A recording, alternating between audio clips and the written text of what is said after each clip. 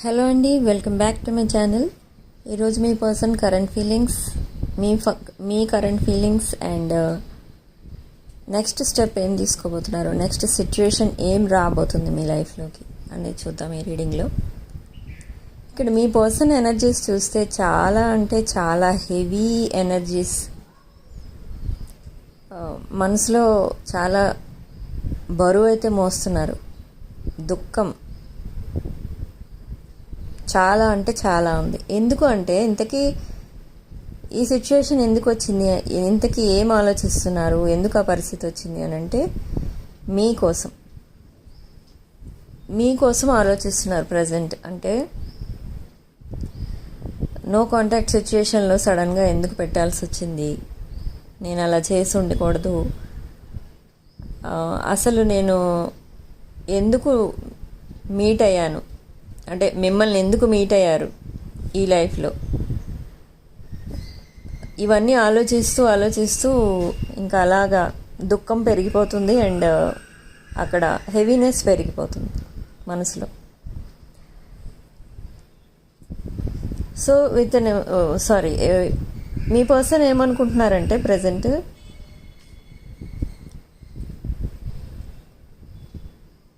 అసలు మీట్ అయి ఉంటే మిమ్మల్ని మీట్ అయ్యారు కాబట్టి మిమ్మల్ని నో కాంటాక్ట్ సిచ్యువేషన్లో పెట్టకూడదు. ఇలా చేయకుండా రిలేషన్షిప్ కట్ చేసుకోకూడదు. అదొక తప్పు. మీ పర్సన్ చేసిన తప్పుల్లో ఇదొకటి. ఇంకొకటి, మీరు సడన్గా మీ పర్సన్ లైఫ్లోకి వెళ్ళినప్పుడు మీరైతే ప్రపోజ్ చేయలేదు. మీ పర్సనే వాంటెడ్లీ మీ లైఫ్లోకి వచ్చారు. కొంతమంది కేసెస్లో అంటే మీరు ముందు మీ పర్సన్ని ప్రపోజ్ చేయడం అంటే జరిగింది. ఏదెలా అయినా ప్రపోజల్స్ అయితే యాక్సెప్ట్ చేసుకున్నారు ఫస్ట్ మీరు, కానీ తర్వాత ఫ్యామిలీ సిచ్యుయేషన్స్ బాగలేకనో లేకపోతే ఇంకేదో అని చెప్పేసి సడన్గా ఒకరినొకరు నో కాంటాక్ట్లో పెట్టేసి అసలు ఎవరో తెలియదు అన్నట్టు బిహేవ్ చేయడం స్టార్ట్ చేసుకున్నారు ఇద్దరు కూడా. కొన్ని కేసెస్లో మాత్రం ఓన్లీ మీ పర్సనే పెట్టారు నో కాంటాక్ట్లో, మీరు అన్బ్లాక్లోనే ఉంచారు మీ పర్సన్ని. కానీ కొన్ని కేసెస్లో మాత్రం ఇద్దరు బ్లాక్ చేసేసుకున్నారు, ఒకరి నెంబర్స్ ఒకరు బ్లాక్ చేసేసుకున్నారు, సోషల్ మీడియాలో కూడా కాంటాక్ట్స్ అన్నీ బ్లాక్ చేసేసుకున్నారు. అండ్ కొంతమంది మాత్రం ఇంటికి దూరంగా వెళ్ళిపోయారు. మ్యారీడ్ కేసెస్లో, వైఫ్ అండ్ హస్బెండ్ ఉన్న కేసెస్లో ఏంటంటే కొన్ని కేసెస్లో వైఫ్ హస్బెండ్ని వదిలేసి వెళ్ళిపోవడం, హస్బెండ్ని వైఫ్ వదిలేసి వెళ్ళిపోవడం, వైఫ్ని హస్బెండ్ వదిలేసి వెళ్ళిపోవడం, ఇలా ఆల్టర్నేట్గా జరుగుతూనే ఉన్నాయి. సో ఇలాంటి కేసెస్లో కూడా అప్పుడు కూడా నో కాంటాక్ట్లోకి వచ్చేసారు. అంటే వెళ్ళిపోవడం, సెపరేట్గా ఉండడం, మళ్ళీ ఏదైనా అవసరం అయితే మాట్లాడుకోవడము, కనీసం తిట్టుకోవడానికైనా కాంటాక్ట్ ఓపెన్ ఉండాలి కదా, అది కూడా లేదు. వాళ్ళు కూడా నో కాంటాక్ట్లో పెట్టేసుకున్నారు. ఇంట్లోంచి వెళ్ళిపోవడమే కాదు, నో కాంటాక్ట్లోకి నెట్టేసుకున్నారు ఒకరినొకరు. సో ఇలాంటప్పుడు జనరల్గా ఏం సొల్యూషన్ చెప్పాలంటే,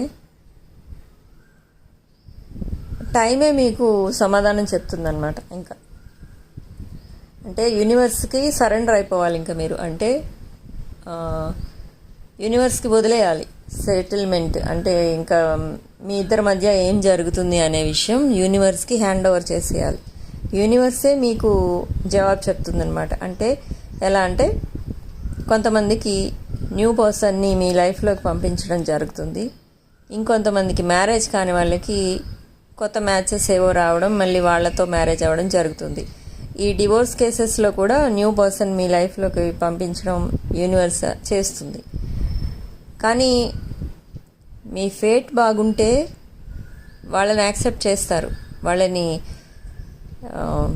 అనలైజ్ చేసి అసలు వాళ్ళ ఫ్యామిలీ బ్యాక్గ్రౌండ్ ఏంటి, వాళ్ళ క్వాలిఫికేషన్స్ ఏంటి, వాళ్ళ నేచర్ ఏంటి, ఇవన్నీ మీరు స్టడీ చేసి మీరు యాక్సెప్ట్ చేస్తారు, మీరు వైజ్ పీపుల్ అయితే. వైజ్ పీపుల్ ఎప్పుడవుతారు? మీలో నెగిటివ్ ఎనర్జీ లేనప్పుడు మీరు వైజ్గా థింక్ చేయగలరు, థాట్ ప్రాసెస్ బాగుంటుంది మీది. లేదు మీరే నెగిటివ్ పీపుల్ అనుకోండి, నెగిటివ్ థాట్ ప్రాసెస్లో మీరు ఎవరు ఎలాంటి వాళ్ళు అనేది మీరే డిసైడ్ చేసుకోలేరు. సో నెగిటివ్ పీపుల్నే అట్రాక్ట్ చేస్తారు. అంటే మళ్ళీ మీరు ఆల్రెడీ ప్రాబ్లమ్స్లో ఉంటారు, మళ్ళీ ఇంకో ప్రాబ్లమాటిక్ పర్సనాలిటీనే మీ లైఫ్లోకి ఇన్వైట్ చేస్తారనమాట. అలా జరుగుతూ ఉంటుంది. సో పాజిటివిటీ పెంచుకోవడం ఇక్కడ చాలా చాలా ఇంపార్టెంట్ థింగ్. కాబట్టి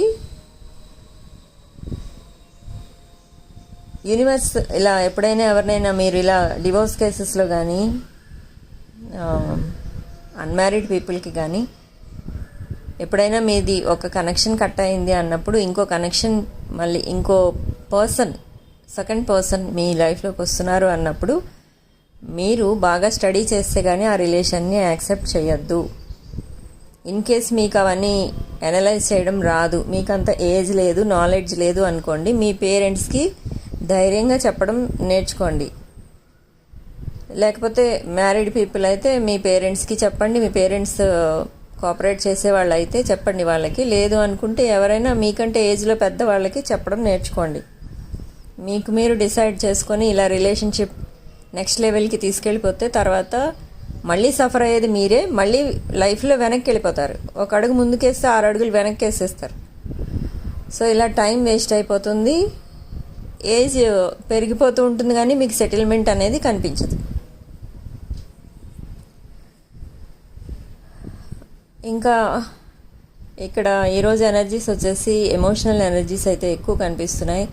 అండ్ ఫైర్ ఎలిమెంట్ కూడా కనిపిస్తుంది. ఫైర్ ఎనర్జీ అంటే మేషరాశి ఎక్కువ కనిపిస్తుంది. అండ్ కర్కాటక రాశి, మీనరాశి. ఇక్కడ మీ నేమ్స్ ఫస్ట్ ఇనిషియల్స్ చెప్తాను. ఫస్ట్ లెటర్ ఇనిషియల్ ఏ వచ్చింది, R and S and tea.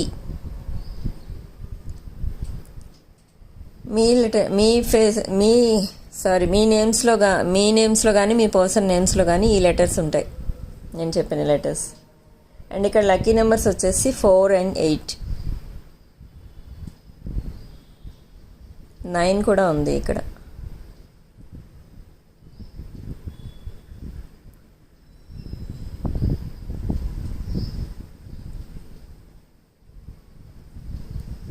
ఇక్కడ మీ పర్సన్కి అయితే ప్రజెంట్ ఎక్కడికైనా ట్రావెల్ చేసి వెళ్ళిపోవాలి. ఉన్న వాళ్ళందరినీ వదిలేసి ట్రావెల్ చేసి ఎక్కడికైనా దూరంగా వెళ్ళిపోవాలి. అప్పుడు నా లైఫ్ కోసం నేను ఆలోచించాలి అని ఆలోచిస్తున్నారు. కానీ రెస్పాన్సిబిలిటీస్ వల్ల వెళ్ళలేని పరిస్థితి. కొంతమందికి అయితే ఇక్కడ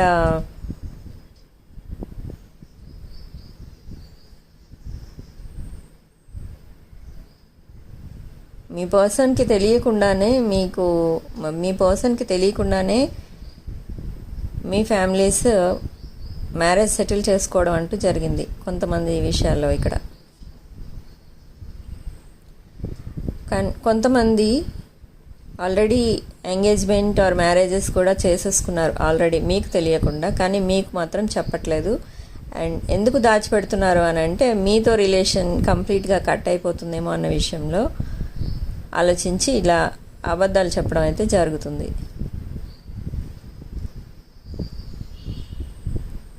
కానీ ఈ రిలేషన్ అయితే మీ పర్సన్కి ఇష్టం లేని రిలేషన్ అన్నమాట. అయినా కూడా కమిట్మెంట్ ఇచ్చారు. మ్యారేజ్ అంటే కమిట్మెంటే కాబట్టి చెప్పలేకపోతున్నారు మీతో. ఎందుకంటే మీకు కమిట్మెంట్ ఇవ్వలేదు, మీతో మాట్లాడటానికి కూడా టైం ఇవ్వలేదు ఎవరు. ఈ stubborn energies, slow moving energies వల్ల మీతో కాంటాక్ట్ చేయడం అంటూ కుదరలేదు. అలా మీతో చెప్పలేదు, ఆ విషయాలన్నీ చెప్పడం ఇష్టం లేదు కూడా. అండ్ మీ పర్సన్కి ఇక్కడ హెల్త్ ప్రాబ్లమ్స్ ఏవో లాంగ్ టర్మ్ హెల్త్ ప్రాబ్లమ్స్ అలా కంటిన్యూ అవుతున్నాయి. ఒక 3 months నుండి స్టమక్ అప్సెట్ అవ్వడం and stomach infections, indigestion problems, ఇలాంటివన్నీ కూడా కనిపిస్తున్నాయి మీ పర్సన్కి ఇక్కడ. అండ్ ఈ సమ్మర్ క్లైమేట్ కూడా మీ పర్సన్ తట్టుకోవట్లేదు, అంటే బాడీ హీట్ ఎక్కిపోవడం, ఆ హీట్ ఓవర్ హీట్ అవ్వడం వల్ల మళ్ళీ ఫీవర్ రావడం ఇలాంటివి జరుగుతున్నాయి తరచూ.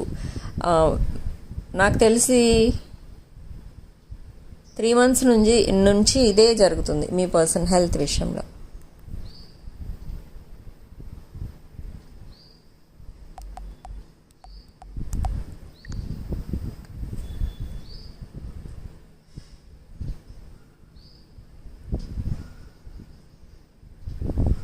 ఇక్కడ మీరు మాత్రం చాలా కన్ఫ్యూజింగ్ ఎనర్జీ అండ్ హెవీ ఎనర్జీస్లోనే ఉన్నారు. మీరు కూడా మీ పరిస్థితి చూస్తే ఎలా ఉందంటే, నైట్ అంతా ఏడ్చుకుంటూ పడుకోవడం, మార్నింగ్ లేవడం, మళ్ళీ మీ వర్క్ మీరు చూసుకోవడం, మీ ఆఫీస్, మీ జాబ్ ఇవన్నీ చూసుకోవడం, మళ్ళీ అదొక టెక్నికల్ లైఫ్ అంటారో ఏమంటారో దాన్ని, అలా అయిపోయింది, మెకానికల్ లైఫ్ మీది. సో మార్నింగ్ అంతా ఆలోచించడానికి టైం ఉండదు, నైట్ అయ్యేసరికి ఆలోచించడానికి టైం దొరుకుతుంది. ఆ కాసేపు బాధపడడం, మళ్ళీ మార్నింగ్ లేవడం, మళ్ళీ మీ పని మీరు చూసుకోవడం, ఇదే 3 months నుంచి, అరౌండ్ 3 months నుంచి మీకు ఇదే ప్రాసెస్ జరుగుతుంది.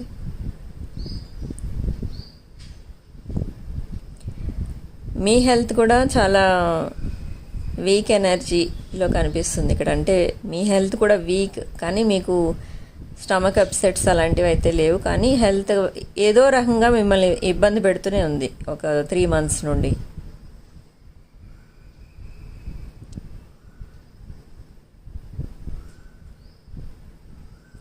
సో ఈ రోజుకి ఇంతేనండి. ఈ రీడింగ్ ఎవరికైనా రెజొనేట్ అయితే ఐఎమ్ సో హ్యాపీ. నా ఛానల్ని సబ్స్క్రైబ్ చేసుకోండి, వీడియోని లైక్ చేయండి, షేర్ చేయండి. పర్సనల్ రీడింగ్స్, రియూడియన్ రెమెడీస్ ఎవరికైనా కావాలంటే నా వాట్సాప్ నెంబర్కి పింక్ చేయండి. క్రిస్టల్స్, రుద్రాక్ష, జెమ్ స్టోన్స్ ఇలాంటివి ఏం కావాలన్నా కూడా నా వాట్సాప్ నెంబర్కి పింక్ చేయండి. డీటెయిల్స్ చెప్తాను, అవి ఎలా యూజ్ చేయాలి అనేది కూడా చెప్తాను. Thanks for watching.